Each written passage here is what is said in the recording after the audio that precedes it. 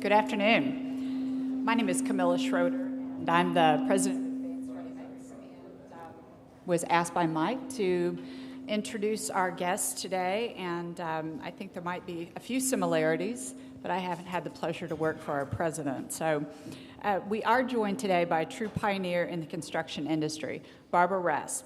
Barbara was responsible for many of the construction projects we have seen in the news over the past several decades, including some of the most iconic buildings in New York built during our lifetimes.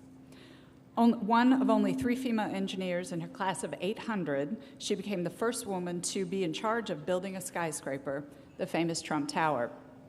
Barbara is here today to share her story of shattering barriers and overcoming naysayers as both her career and her buildings rose ever higher. And no doubt she will share some interesting anecdotes about what it was like working alongside perhaps the most famous builder in the world during the times of the 1980s in Manhattan. Barbara will be interviewed by Mike Scholl, president of the CFMA Kentuckiana chapter. Barbara. Thanks, Camilla. Barbara, welcome to Louisville. Thank you. Now, is this your first trip to Kentucky before? Yes, it is. Okay. Well, we're here at the 2017 Ohio Valley Construction Conference, and our audience today is made up of members of the Kentucky Society of CPAs that focus on the construction industry, and the CFMA Construction Financial Management Association, and the chapters from Lexington, Indianapolis, Evansville, Southern Indiana, and of course Louisville. So we've got an audience here today that is very dialed into the construction industry. Normally, in the after lunch segment, on the second day of a 2-day conference, on a very nice sunny sky Friday afternoon, I would expect that a lot more of these chairs would be empty at this point in time, but they're not, and that just confirms for me what I already know. That is, I think that it would not be an overstatement to say this is probably one of the more anticipated segments that we've had. I'm glad. In the history of the conference. And interest in it has been high, I think, for several different reasons, each independently warranting, an hour's worth of discussion. And by that I mean just building a skyscraper 68 stories tall for most of us is fascinating. It would be, in here and in most American cities, the tallest building in town. That'd be worth an hour. Add on top of that the fact that you're doing it in Manhattan, just with the density and the challenges that probably brings with it in terms of materials and labor and things of that nature, maybe permitting.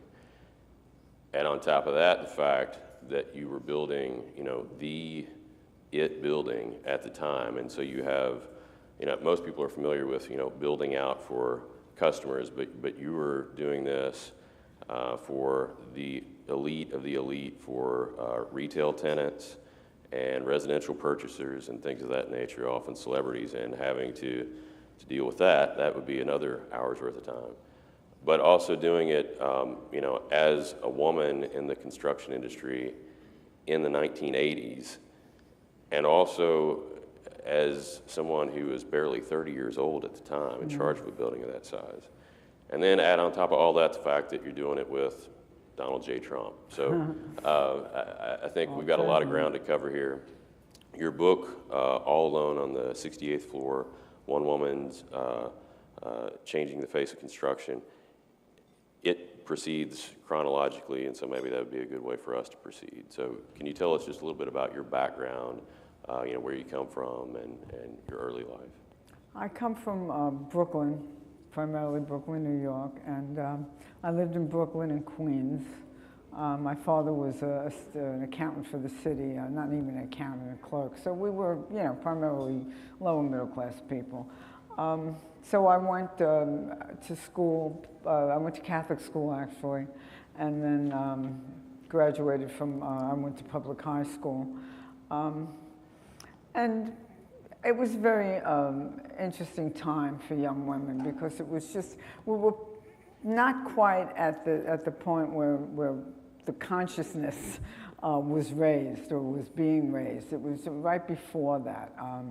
And I had a lot of math ability. I was really probably the top student in my class, and there were 4,000 kids in the school, about 1,000 in the graduating class. And should have most likely gone somewhere like MIT. But we had one guidance counselor for the entire school, and she told me I should be a teacher, not even necessarily a math teacher. So I found my way into engineering, and we can go into that a little bit more later, but basically So where'd you go to school for college? I went to CCNY, which is City College of New York, which is part of the City University of New York system. When I went there, it was completely free, and it was considered what they called highly competitive. We had at one time, and still a large amount of Nobel Prize winners. It was really quite an elite school for the poor people of New York that didn't go to private schools like Harvard and Princeton, things like that. And it was an incredibly highly recognized school. And not only did I not have to pay, there was a state scholarship that I won, and since I wasn't going to a paying school, they gave you like a little stipend, so I got enough money to buy books from this stipend. And it was free, and I went to free college. Okay, how did you get into engineering? You know, that's interesting. I started out thinking I would be a lawyer. And I think I might have entered as pre-law, but it was the time when computers were just becoming computers. It was, you know, we had an IBM 360, which probably would fill this room and do what you could do on not even on your iPhone, maybe on one of those little cheap adding machines. And they didn't have a language. It was called, I can't remember, the Michigan Algorithm Decoder, MAD, which was a precursor to Fortran. And I entertained the thought of going into computers. And you know, looking back, had I gone into computers at that period in time, I'd probably be very well off now. Yeah. But I didn't. I stuck with the pre-law for about a semester, and I met a lot of people, some people that I knew from my own high school. Somehow I got talked into taking engineering. It was kind of serendipitous. It wasn't, you know, I want to be an engineer, because I didn't even know what an engineer was, to be honest with you. I knew the term. And I didn't know that it was primarily mathematics, which it was when I went to school, almost all mathematics. So I thought about it, and I was very good in math, and it was challenging, and it was all boys, which was interesting to me. And it was just something that, let me see if I can do this. So I had already gone through almost a year of undergraduate, and to do civil engineering, you needed to take a course in surveying beforehand. And that would have set me back a year. So civil was out. Chemical, I was okay in chemistry, but I didn't really like it, and that left mechanical and electrical. And I had liked electrical as part of physics in high school. So I said, okay, that's it, I'm going to be an electrical engineer. And that's how it happened. Okay. So comparing notes a little bit, because as Camilla mentioned, I think you were only one of 3 female engineers in a class of 800. Yeah, something like that, yeah. Whenever I graduated in '96 from UK, from the College of Engineering, I think that we had maybe 18% across all disciplines. But it even varied between the disciplines. Like if there was one that was even close to parity, and it probably wasn't quite, it would be chemical. And then you had material science, had a lot of women enrolled there. You drop down to electrical engineering, mechanical. Civil probably had the fewest, at least whenever I was there. Yeah, that's interesting, because of all the engineers that I know that are female, the largest group is structural. Okay. But I know that that is not a fact. I know that environmental engineers are where there are the most women. But my own experience, it's been structural. In terms of construction, the smallest amount of engineers that are female is mechanical, and it's something on the order of 5%. Okay. Overall, there's maybe 8 to 10% of the engineers that work in construction are female, and the number of working engineers, not graduate engineers, but working engineers in engineering in general, is 13% female. Do you think that within even civil engineering, like that environmental is maybe more popular? Do you think that the idea of the job site is something that a lot of women don't go into the construction management side of that, or? You know, it's interesting. To think about engineering and a job site, construction is a little bit different now than it was when I went to school, because you didn't have electronics. You had, the electronics I studied is so funny. We had vacuum tubes. I don't even know if any of you know what that is. But you used to look at the back of a TV set and you'd see all these tubes with, like, you know, shining light in them. That's what I studied. And then it went on to transistors and then chips and God knows where it is now, you know. So engineering, you sort of were thinking of construction, designing bridges, designing buildings, not from an architectural point of view, but a structural point of view, providing air conditioning and electricity and things like that. Nowadays, I don't think people associate construction with engineering so much. I think it's more, you know, the biomedical, the electronic, the environmental. Okay. When you graduated, you went to work for an electrical subcontractor? Electrical sub, yeah. Okay, and where did you meet your husband? Wasn't he also an electrical engineer? He worked for the subcontractor that I worked for, and I met him there. Okay, you had a story in your book about when you went in and asked for a raise for this outfit, and what they said instead, like, yeah, we'll give somebody a raise. Yeah, I went to the big boss, and I had worked there. Just to backtrack, I had a summer job there. My sister worked for a contractor, and she knew a lot of people, and she asked around to see if she could find me a summer job, and so I got a summer job there, and then I stayed on working a little bit during the school year, you know, like a couple afternoons. And then the year I graduated from City College was the very first year in like 130-year history that they did not have on-campus interviews for engineers. It was the absolute worst point for engineers. It's hard to believe nowadays because they're so in demand, but at that time, there weren't any real jobs. Most of my friends were going into non-engineering fields. So I went back to this electrical contractor. And he didn't pay me very much money. He didn't pay anybody very much money. And at one point in time, I asked him for a raise, and I was married to my husband. He said, I'm going to give it to your husband. And you know, we're talking like $20 a week raises. We're not talking about, you know, big raises. And that was pretty off-putting, but that was just a sign of the times. I mean, there were so many things that went on during that period of time when I worked for Zwicker Electric. I tried to get a loan in my own name, and I couldn't. The banks refused me because I was married.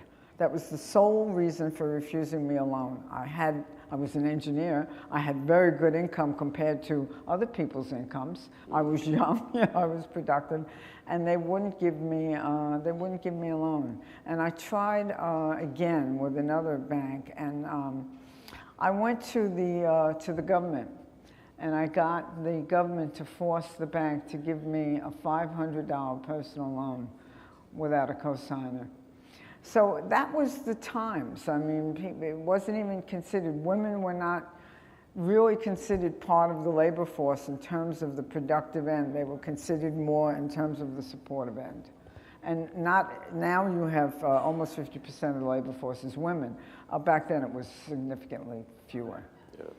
You eventually moved on to another electrical subcontracting company because the first one wouldn't allow you to be out on the job site. No, actually it was the second one that wouldn't let. The first one I quit because it just wasn't working out, having my husband and me working for the same company. I mean, you know, I was treated like his property. I mean, it was very difficult. I went from being single and having a lot of friends and everybody liking me and, you know, teasing me about being an engineer, to being his wife, and then, you know, people just didn't talk to me. I mean, it was like, you know, oh, okay, you're Pete's wife now. I was a product. As a matter of fact, I did not want to change my name. This was the very beginning of that notion that you could keep your name.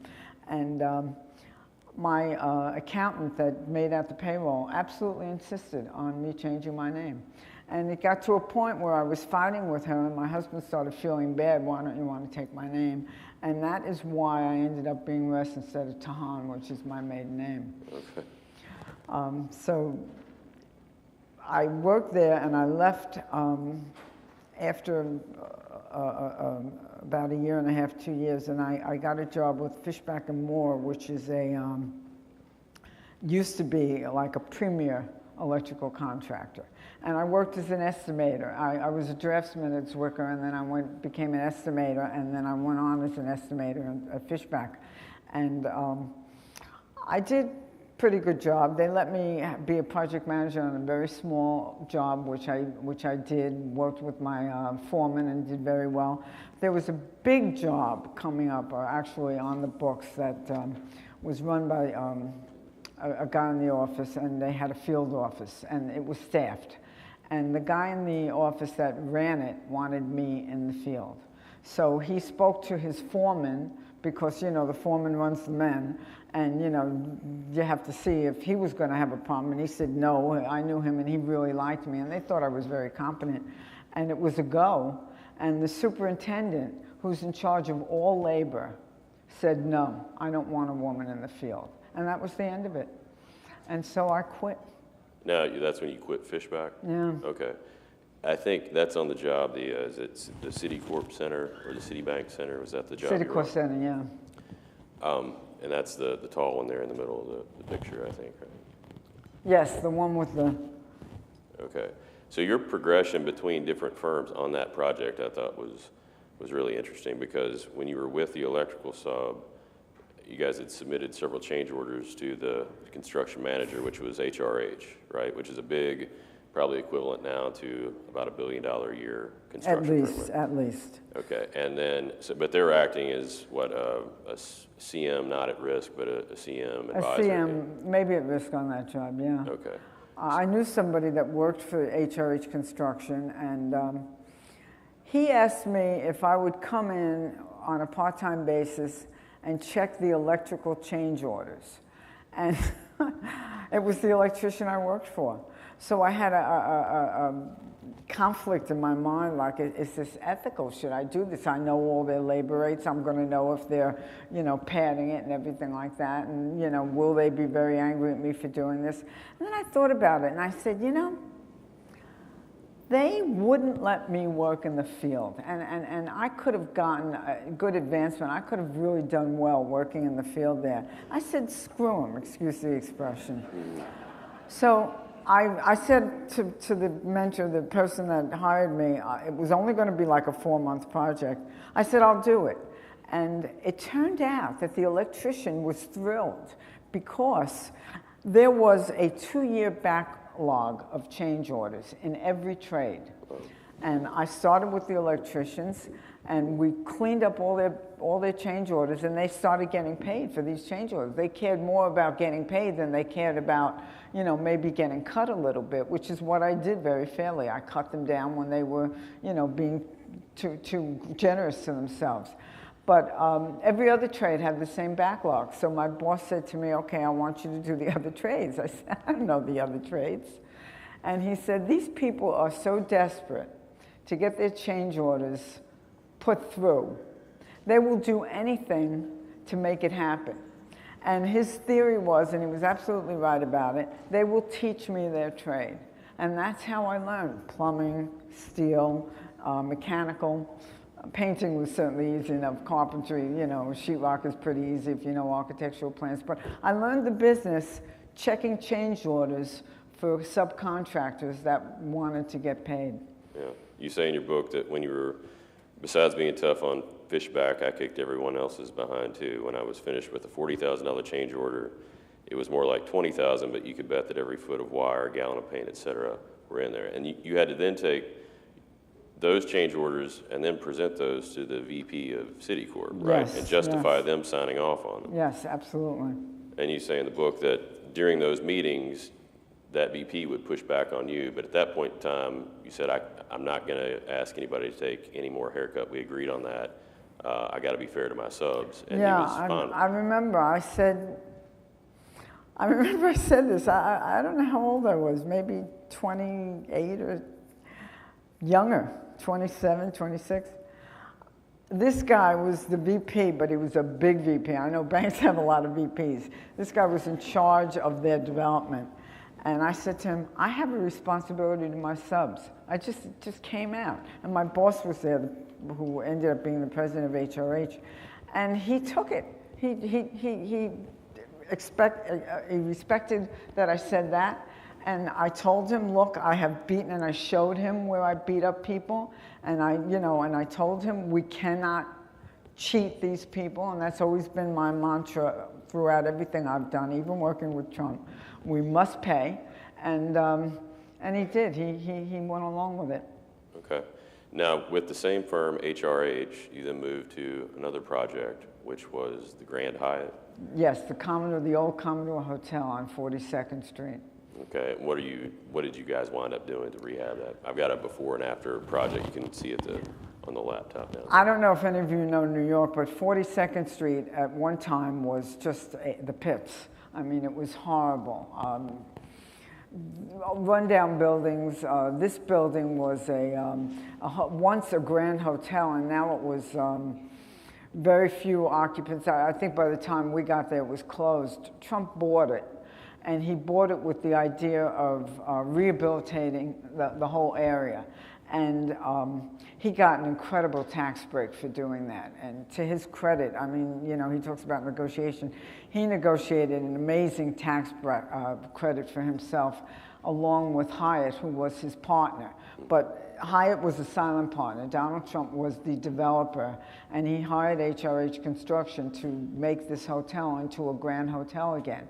And we did exactly what he wanted. We changed it into, it was so luxurious for Hyatt, they wanted to call it something other than just a Hyatt hotel. And they had a new brand that was called Hyatt Regency, which they might have said it's a Hyatt Regency, except that there was a Regency Hotel in New York and they couldn't do that. So they came up with the Grand Hyatt, which is, or was for a very long time, their best Hyatt. And we did a phenomenal job. It was a beautiful building. And Donald, our president, Donald, came up with this idea of putting a bar hanging over 42nd Street, so that as you walk down 42nd Street, when you came to our bar, you were walking underneath it. And the bar was all glass, and you could see out from anywhere in the bar.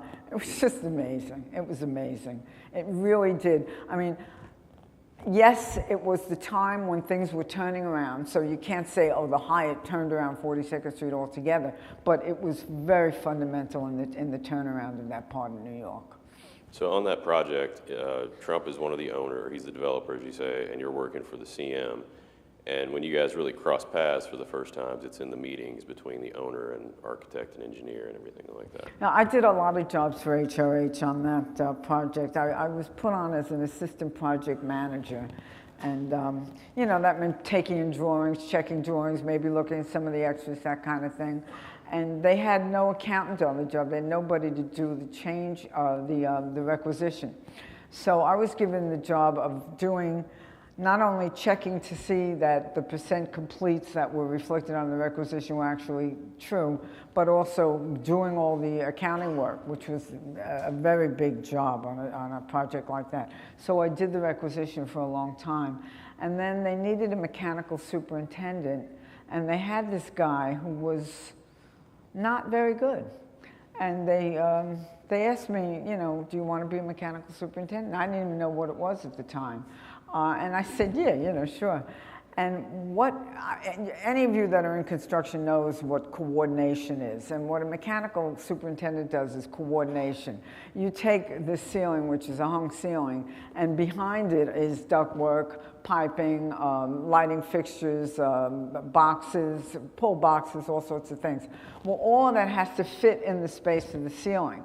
You can't just drop a ceiling because you need, more room for your pipes. So what you do is you fight with the trades and you get them to make concessions. You'll get a duct that would be square, which is cheaper to make than a rectangular duct, and you'll get them to flatten the duct so that a recessed light can fit underneath it. And I did that, and it was 5 big burly guys, all draftsmen for their trades, and me. And it's funny, we had one particular instance where the tin knocker had made black iron duct, which is very expensive. And he just went ahead and made it. He did his drawings and went ahead and made it without coordination. I made him throw that out. The head of the tin knockers, the sheet metal contractor, called my boss, who was now the president of HRH, the guy that hired me to do the electrical.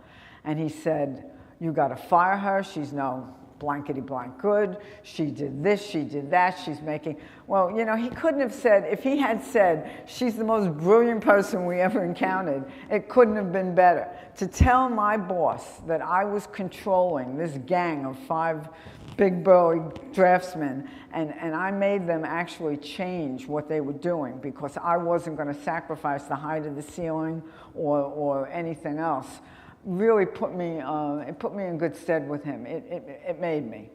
And very shortly after that, we had finished most of the coordination. We were now building everything, and we had superintendents doing different parts of the job, like the hotel rooms was one superintendent, and the main lobby was one superintendent, and the ballrooms and meeting rooms was another superintendent. And the guy they had doing the ballroom and meeting room had been in a car accident. And he was working, and his lawyer said, "Don't work. It's not going to work out for you. Say you can't, don't work." So all of a sudden, they had no superintendent for the ballrooms and the kitchens. So I had been the kind of person that I would get up early in the morning, and I would be the only one there when the big makas, which is I guess it's a Hebrew word, it means head or chief guy, would come and walk the job. And I used to be there, so I walked the job with him. I was the only non-project manager, non-high person that would walk the job.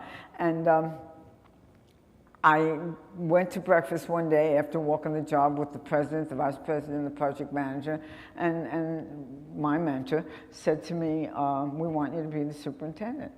And I said, "I don't know, do you think I can do it?" And he said, yeah. He actually said, "Why the expletive would I have asked you if I didn't?" And I took on that job. And I became a superintendent in charge of building all the ballrooms and all the meeting rooms and the main kitchen and in the Hyatt Hotel. And I had met Donald at first. The very first meeting I had with him was when I started on the job. He was walking around. And, I was introduced as, I was young. I was maybe 27 or so. I was this kid, and I was going to be a project manager type. But what was different is I was a woman, and I was an engineer, and there were no women on the job anywhere, except for 2 secretaries. And so he got to know me, and because I was so energetic and so early in the morning and so on top of things, and I was watching all the change orders and doing all the mechanical, they decided that I, of all the people that worked on the job, along with the project manager and the superintendent and the president of the company, would attend job meetings, which had the architect and Donald and his wife Ivana and his staff in attendance. So that's really how I got to know them. And the thing that struck Donald was the architect would say something, and I would get up and I'd say, "That's absolute BS." He would blame HRH for not doing something, and when it was something the architect had left out or a mistake he made. And Trump liked that. He liked that I challenged people and that I wasn't afraid to speak up. He really liked me, and so did Ivana. They both really thought very highly of me. Yeah, and you recount that in your book, and then I looked up what he recounted, I guess, in The Art of the Deal, and he said the person I hired to be my personal representative overseeing the construction, Barbara, was the first woman ever put in charge of a skyscraper in New York. She was 33 at the time. She'd worked for HRH, and I'd met her on the Commodore job where she worked as a mechanical superintendent. I watched her in construction meetings, and what I liked was she took no guff from anyone. She was half the size of most of these bruising guys that you were talking about, and she wasn't afraid to tell them off when she had to, and she knew how to get things done.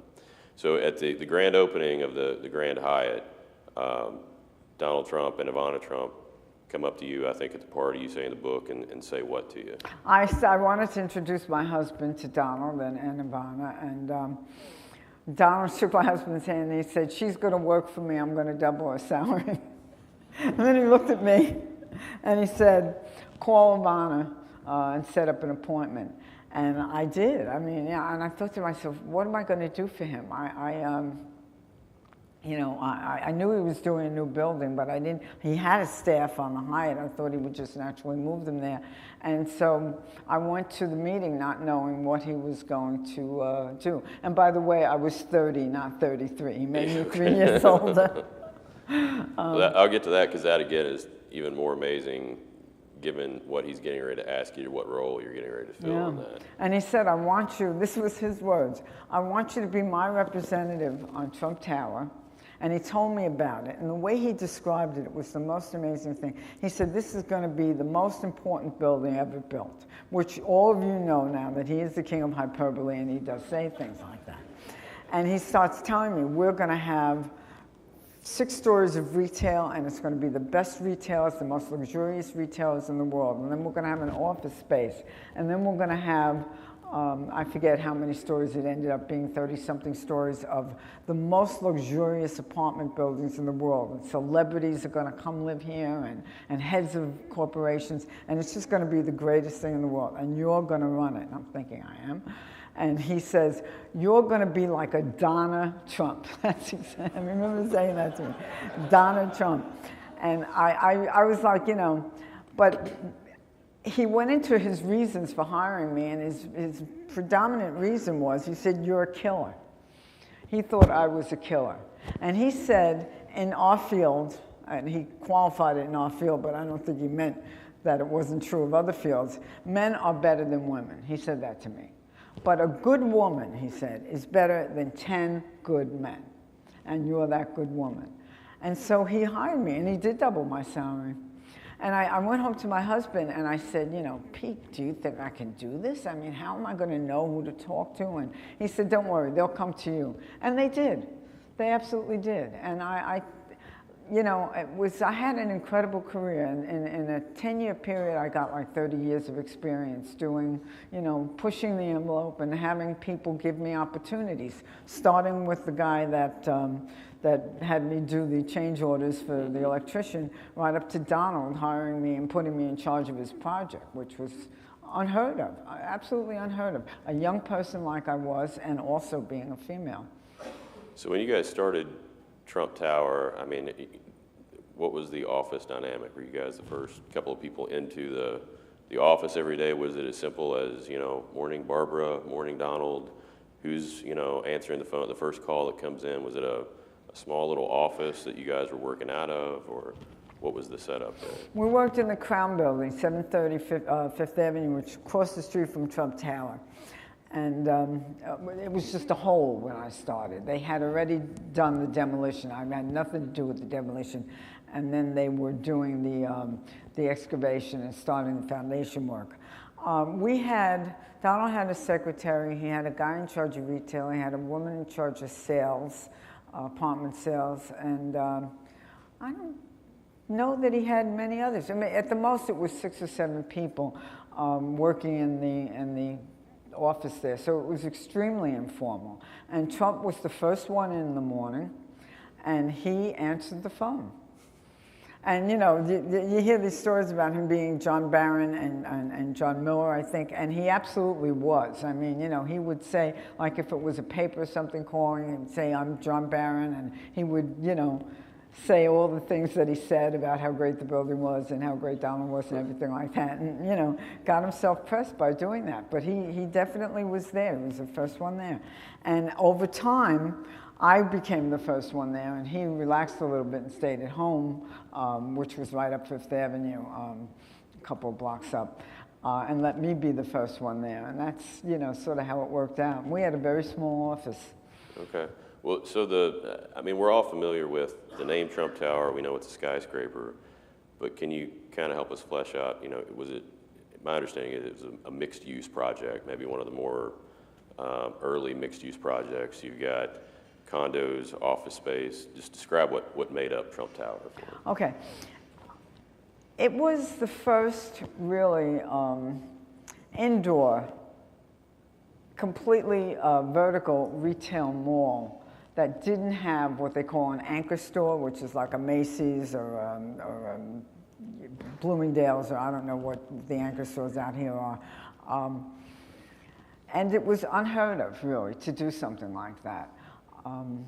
He had this notion that he was going to get the greatest retailers, the most famous, the most expensive, the most luxurious retailers into this building. And he had a woman who was an outside agent. He had an inside agent and an outside agent. And this woman was the most amazing person in terms of that I had ever met. Her name was Joan Siegel. And she went all over Europe looking for big companies that didn't have a United States presence to bring them in to this as their flagship store. And she got incredible people to come. She was so smart, and she just really did a fantastic job. So he had her, and just to get off the point for a second, he had her, he had me, and he had a woman named Louise Sunshine who was in charge of all his sales, but also did a lot of political stuff for him, was influential in getting him the tax break on the Hyatt, and was very influential in getting him plans, approvals, and things like that on Trump Tower. 3 powerhouses. And Ivana, who was very involved. So I wrote a piece for, I think, Huffington Post, and I called it "The Women Who Built Trump Tower." Or the women, and it was, the 4 top people on the project were all women, and they were all very, very strong women, especially Louise. Louise was an amazing person. She stood up to Donald like nobody I ever saw. But, you know, that was a long time ago. He was a different person then. So answering your question, I got off the point. So what it was a luxury retail for 5 stories or 6 stories, and we had this atrium, which was a very, very big space, bigger than this space. All this gorgeous pink marble that came from a quarry in Italy that I went to look at with Ivana. I went to look at the marble with her.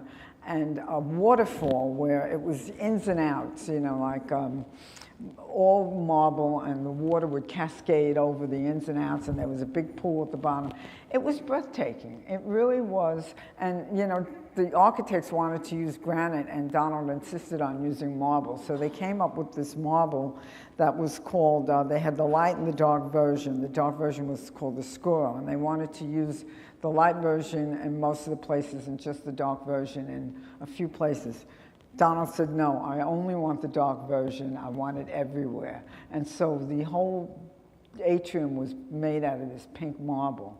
Then for the apartments, they were very nice apartments. I'm not going to say that they were super luxurious. The layouts were luxurious. The views were incredible.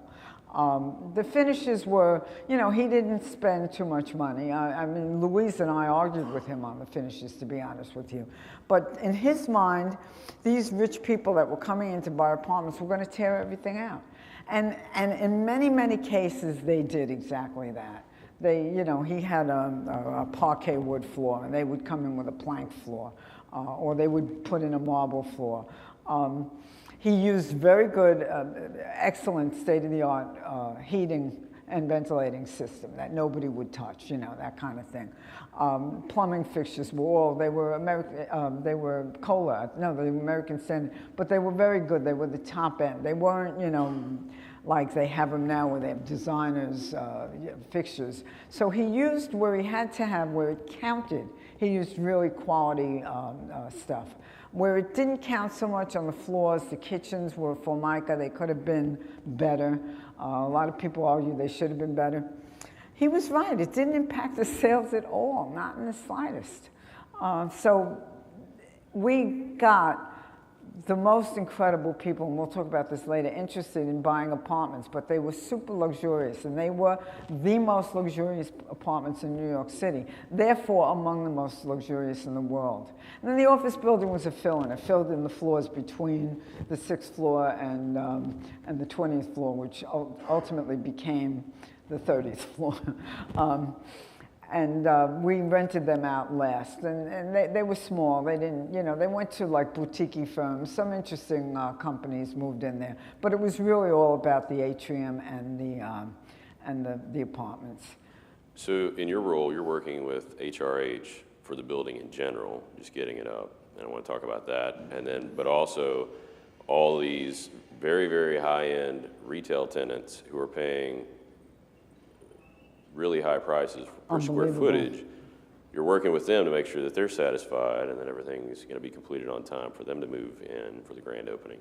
And at the same time, every time one of the high rollers that wants to see a unit is thinking about buying one, you're the one that actually is coordinating with them, right? If it was a movie star or a head of a company or something like that, Trump himself came very rarely. Maybe he came when Spielberg first looked at his apartment. But for the most part, he would ask me if I was his senior vice president, if I would take them around. And of course, I was happy to do that. And I took a lot of people around to look at the apartments. But to answer your question about the retail, every retail had his own contractor.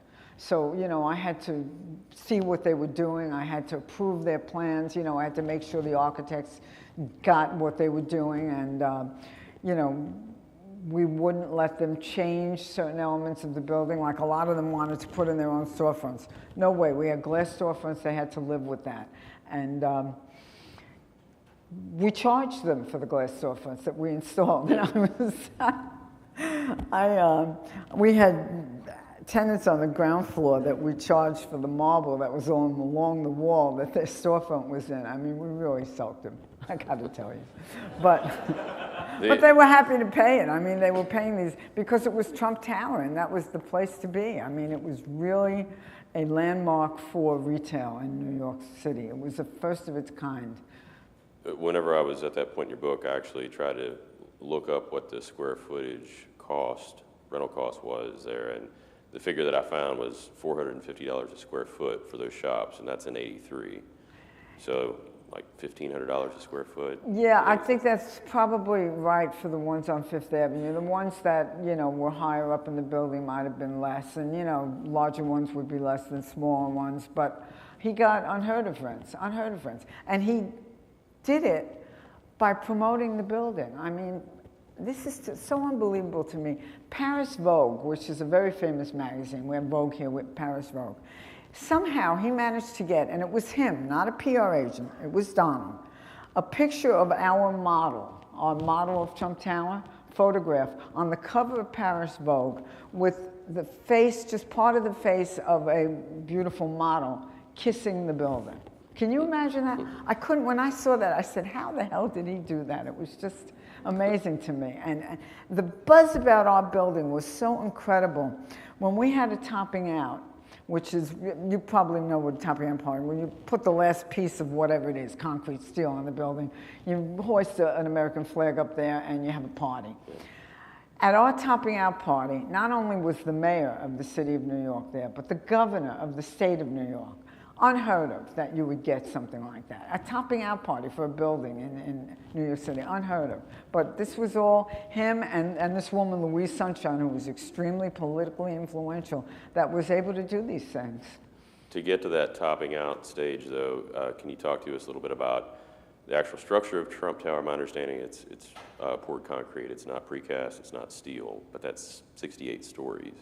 That's a lot of trucks to get there, to manage and everything like that. Just what were the other challenges with the building itself that you guys had, and how fast were you going? That was the other thing that struck me. Yes, I mentioned this. I don't know if any of you is in the concrete business, but when you get outside of New York City, the concrete business changes a bit. I did a job in San Francisco many years later, and I told them that we poured a floor every 2 days. That's called a 2-day cycle. We worked 6 days a week. We worked on Saturdays, and we got 3 floors a week. Nobody believed it. They did not believe it. But in New York, you could accomplish that. The workers had that skill, and we worked overtime, and we did it. And it was Very, very tricky. I mean, not only did you have to do the framing and do the rebar, but you had to get the electrical in and the sleeves for the mechanical and stuff like that. And we had a great foreman, concrete foreman, and he was just on top of everything. And we did, once we got up past the atrium, we were in our 2-day cycle, and that's how we built it. And as far as logistics were concerned, it was very difficult, very difficult.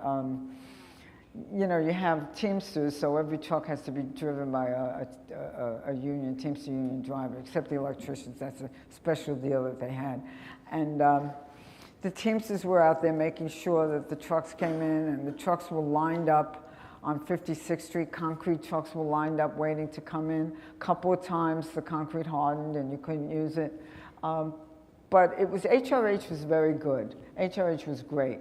And they handled the logistics of it beautifully. So, and also, you know, years ago, now they don't allow it so much, but we had a trailer in the street, you know, personnel trailer. I remember we had the Fifth Avenue, the St. Patrick's Day parade goes down Fifth Avenue. We were in the street, and that's unheard of. You don't do that anymore. And so a lot of the policemen were in their cups, as they say, and they came in to use the bathroom in the trailer. It was very funny. I remember that. But we had that logistical advantage. We had the whole street closed on 56th Street, so we had all the rebar and everything lined up on 56th Street, and we had the man lift and the material hoist on 56th Street, and we worked through it. Okay. While I asked Barbara about some of the famous condo purchasers, if anybody has any questions that they'd like to ask Barbara, if you could pick up one of the index cards, write it down, and either Jeff or Suzanne or somebody will collect those, and we'll maybe squeeze a few in at the end. Let me turn now, though. Please have questions. To who were the people that you were taking through the building because they were interested in buying condos? I think that's really interesting. You know, it's funny, I can't remember all of them. There were so many famous people that looked, not the board, although after I left, more famous people moved in. But the people that stand out most in my mind, of course, is Steven Spielberg. He had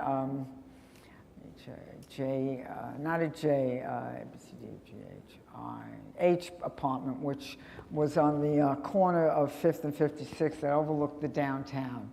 And it was bought by, I think Universal was his company at the time, and it was going to be his New York pied-à-terre. And it was just, he was an incredible person.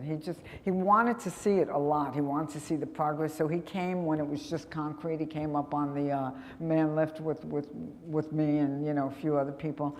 I took the architectural critic for the New York Times, his name escapes me right this minute, happened to be seeing Donald one day that Stephen came in, so we took him along with us, and that was like, he was so thrilled to be with Steven Spielberg. It was, I mean, he was the architectural critic for the Times, but every time Stephen came, he brought somebody. And one time he brought George Lucas, and it was, you know, right around the E.T. time, or maybe a little bit afterwards. And I was fascinated by Spielberg, of course, and Lucas.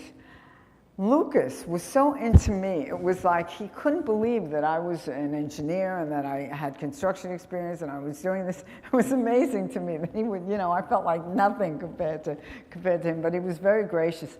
I found most of the people, the celebs and stuff like that, to be very gracious. Nixon, the president, came in with his daughter Tricia to look at an apartment, and we took them around to see quite a few apartments. A funny story about Nixon. The elevator lobbies were depressed because we were going to put marble, so you needed a couple inches for the setting bed and the marble. So the sill of the elevator was higher than the concrete floor. 3 times he got on the elevator, and 3 times he tripped over that sill. So he finally, on the 4th occasion, took me by the arm and he said, "Be careful." I thought that was the greatest thing. It was hysterical. But we had other celebrities come in. Carol Burnett, I remember, looked in an apartment. She didn't buy, but she was just a lovely, lovely person. And Paul Anker, who's a singer and songwriter, he bought an apartment, and I remember he just had come out with a song that was, I can't remember the name of it, but it was a big hit, and he was a hit in the 50s and early 60s. This was 1981 or 82, and he had just come out with this song that he sang himself. And I said, yeah, I really love XYZ song. He said, yeah, it paid for this apartment, I love it too. It was very nice. Then we had Johnny Carson, who was not really so very nice. You have a story in the book where you say that it was actually something kind of petty. He said that somebody took his umbrella and he thought his that he coat, had his raincoat. He had an aquascutum raincoat, which I guess was really very high end at the time. Maybe several $100s, maybe $700 or $800 for a raincoat at that time was a lot of money. And he said that he left it in the apartment and someone stole it. And I went to security and we checked it out, and there was no way. Nobody stole it. And it turned out that he had left it in a cab. But he was very nasty about it. Very nasty, and nasty to Donald too about it. So, taking into consideration the people that you're just talking about, Spielberg and Lucas, they were the hottest directors, in the world, right? At that point in time with E.T. and Star Wars, you've got the elite of the movie-making business. You've got the king of late night, whether or not he's that great or not, that are tenants in your building. You're in charge, and I think a lot of people can identify with having a completion date or a grand opening maybe of some scale or some publicity. But as you said before, Donald Trump had generated so much publicity for the building. Were you guys challenged with your announced grand opening date to have all the retail space finished? And what was it like trying to make that crunch and that push to the end with all those TV cameras that were going to be there? Yeah, the first opening was actually just 3 stories of retail and the atrium with the waterfall and everything else. The others came later, and they weren't such a fanfare until we had the building party, which was 5,000 people. But the press was all over us, and it was just starting to snow. It was a Friday night, we were opening Monday, and I remember the cameras, I think it was ABC, and the commentator laughing at me when I said that the building would be ready for Monday. The atrium was filled with scaffolding, because we were still working on ceilings and stuff like that. And the stores were not finished, and we wanted all the stores up to the 3rd floor to come in, because there were some very special stores. I mean, it wouldn't have been much of a grand opening to come in and have all the stores be closed. So I not only had to work with HRH and our contractors and our subs, I had to work with the contractors for all the retail clients and with the retailers themselves to get ready. And they had to bring stock in, and nothing was finished. So they didn't have stock in, they didn't have their spaces finished. And all of a sudden we get the snowstorm, which was a crippling snowstorm. It was one of the worst we had in New York for many, many years. So bad that they didn't deliver the papers on Saturday. And we were the feature edition in the New York Daily News, a Sunday magazine. And it never got delivered, which broke my heart. It was called Raising Trump's Tower, and there was a picture of setting rebar and pouring concrete on the cover of it. And it didn't get delivered in New York, got delivered outside. But in order to get it done, one of the things we needed to have men working. And you can say I need 10 electricians, and any 10 electricians can do. But for the stone workers, we needed to have, it was maybe 6 or 7 or 8, 9 maybe, specialists who were really, we needed them, and we needed them to come back the next day. So at the time, Donald owned a hotel building on Central Park South, and we put them up in the hotel. So we had these guys, each in their own rooms in the hotel, and they ordered room service.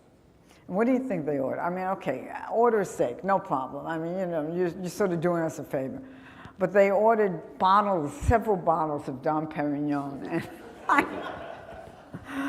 I don't remember if I told Donald or not. I probably didn't, because he would have gone berserk. But I went nuts, and I obviously it was charged to the hotel and we paid for it. I charged it back to the marble contractor because I just thought that was very wrong. But we had the marble guys there, and as far as the rest of the work was concerned, we had stores that had no floors, and we couldn't get the floors in. Most of the time they had wood floors or special floors. So I sent a guy with a panel truck in the snow out to Paramus, New Jersey, which is like a suburb of New York, where they have warehouses. I sent him to Carpet Warehouse. I said, get me beige carpet, as much as you can. Fill up your truck with it and come back. And we put that beige carpet in Napoleon, which was a men's design and clothier, Lina Lee, which was probably the most famous of our shops, which was somebody that was right on Rodeo Drive and catered to the movie elite. And some other stores had that rug in it, and we got them open with that rug. Napoleon, the men's store, I remember in particular, needed to get their stock in, and they were located on 3rd Avenue, and we were on 5th. They were about 6 blocks away, I'd say. And they rolled stock on rolling racks through the snow, through the cleaned up snow, over to Trump Tower. That's how we got it there. The waterfall, the wall was still being built, so there were gaps in the wall behind the marble and, you know, where the marble came out and where the marble was recessed. We had men up there. I mean, 2 of my assistants actually did this, which, you know, even though we weren't supposed to be working, there were no rules that weekend. They were stuffing carpet padding into these openings in the wall so that the water would not get lost behind the ins and outs of the wall. And I remember when Trump made his speech, we had the waterfall on. It was beautiful, just beautiful. And I was there watching the speech, and, you know, I was the person who was in charge of construction. I had my assistant who was standing near Donald with a walkie-talkie, and I had my chief engineer by the water wall with a walkie-talkie. And I think he was in back of it, actually. I think it was leaking like a sieve. And, you know, we didn't know how long it was going to hold up. So he's telling Jeff on the walkie-talkie, stop him. And Jeff is going like this to Donald. He's trying to get Donald's going on and on and on. But we made it through. It was an incredible experience, and it was a beautiful opening. It was on Valentine's Day, and we had a wonderful candy shop down in the lowest level. And they made gold hearts, Valentine heart-shaped candies, and we had these candies all over. It was a great day. It really was. It was a great day for Donald. And Donald, to his credit, you know, got up there and he introduced me and said, you know, I was in charge of construction, and he thanked all the contractors, HRH Construction, all the subcontractors, and we did it. I mean, you know, we did it, and the press was there, and they took pictures, and everything was just fine. And later on, we finished up the shops the way it was supposed to be. We closed up the water wall. You know, we did all that stuff. I think a lot of people can probably identify with similar situations that are here. We're up against the clock, so let me merge one of the questions with one of the surprises I took from your book, and that is, I assumed that the title of the book, All Alone on the 68th Floor, was more about a reference to you being on a crowded construction site, the only woman there, but actually it was something different that you shared in the book. Well, actually, you're sort of right. That was the concept, and I came up with the title, my son came up with the subtitle.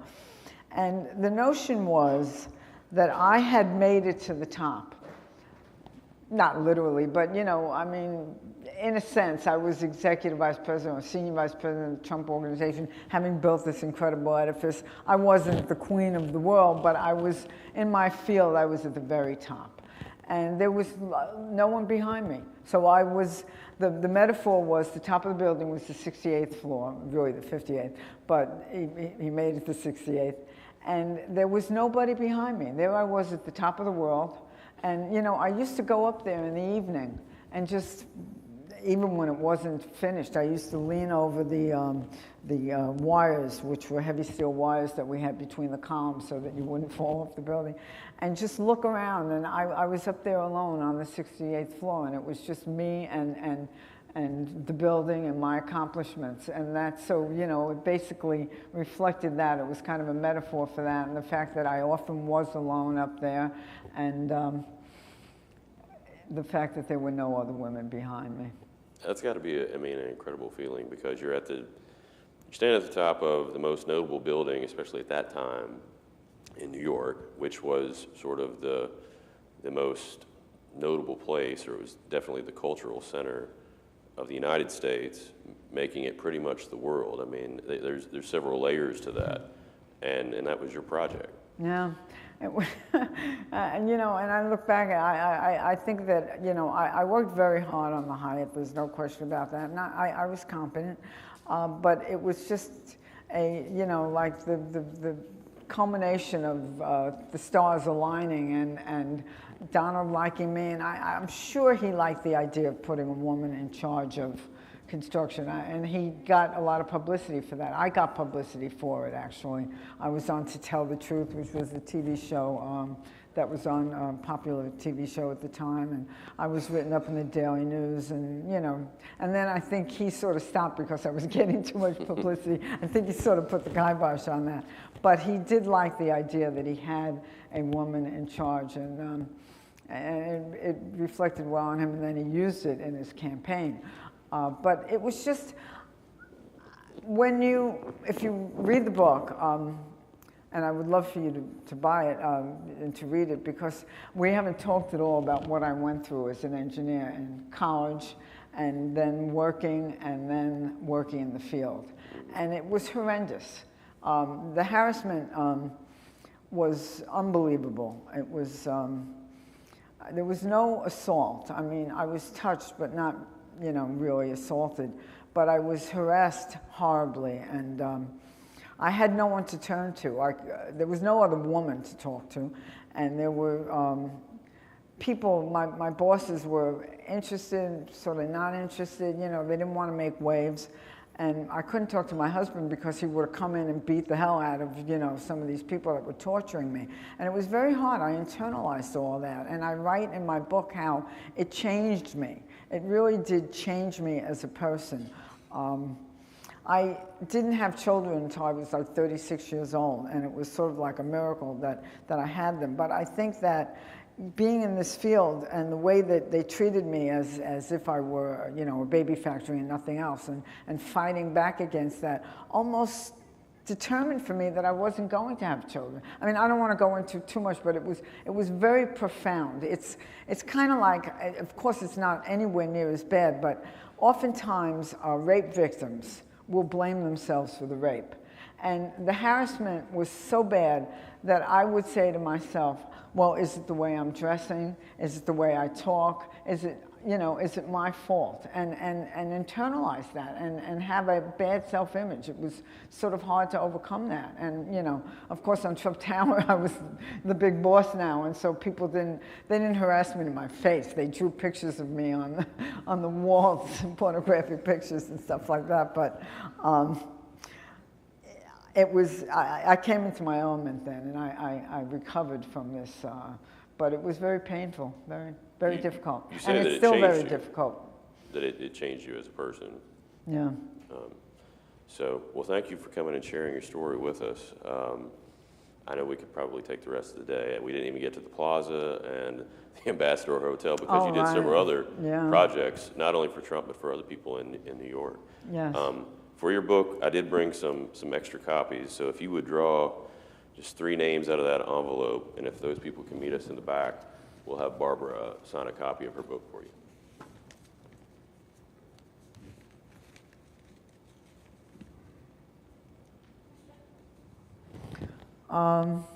Erin Ring, Joletta McQuinn, and Brian Moss.